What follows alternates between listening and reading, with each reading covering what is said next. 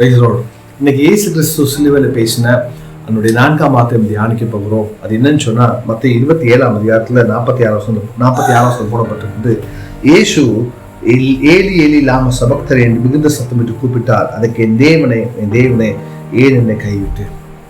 ஏன் ஆண்டவர் அப்படி கூப்பிட்டார் அப்படின்னு சொன்னா, இந்த உலகத்துடைய எல்லா மனுஷனுடைய பாவங்களும் அவர் மேல விழுந்தது. அவர் மேல வந்ததுனால வேதத்துல வாசிக்கிறோம், பாவம் செய்கிற ஆத்மா சாகும். அதன் நிமித்தம் மற்றவர் செய்த பாவத்து நிமித்தம் மரண தண்டனை அவருக்கு மேல் வந்தது. ஒரு மரண தண்டனைக்குரிய காரியம் அவர் மேல வந்தது. பைபிள்ல வாசிக்கிறோம், அந்த வலி தாங்க முடியாம தான் அந்த கடைசியத்துல இயேசு என்ன பண்ணான்னு சொன்னா, ஏலி ஏலி லாம சபக்தன்னு சொல்லி, என் தேவனை ஏன் என்னை கைவிட்டு. இங்க இயேசு பிதாட்ட சொல்றாரு, ஏன் கைவிட்டீங்க. இங்க இயேசு கிறிஸ்து அவரே கடவுள். ஆனா அவர் என்ன பண்றாரு சொன்னா, பிதாட்ட ஜெபம் பண்றாரு, ஏன் என்னை கைவிட்டீங்க.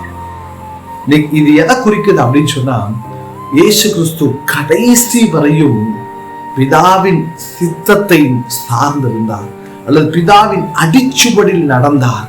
இந்த நிகழ்ச்சியை பார்க்குங்க, வாழ்க்கையில கூட எத்தனை பேர் பிதாவின் சித்தத்துக்கு கீழ்ப்படுறீங்க, அது அவருடைய சித்தத்துக்கு கீழ்ப்படுறீங்க.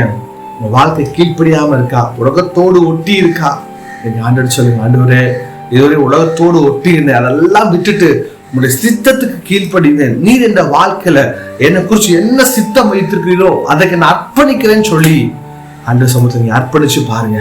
நிச்சயமா சொல்ல முடியும், கர்த்தருடைய வாழ்க்கையை ஆஸ்வதிப்பார், கர்த்தரை உயர்த்துவார். நான் ஜெபிக்கலாமா? பரிசுத்தமுள்ள பிதாவே, இந்த நிகழ்ச்சி பார்க்க ஒவ்வொரு இயேசுவின் நாமத்தில் ஆசீர்வதித்து ஜெபிக்க.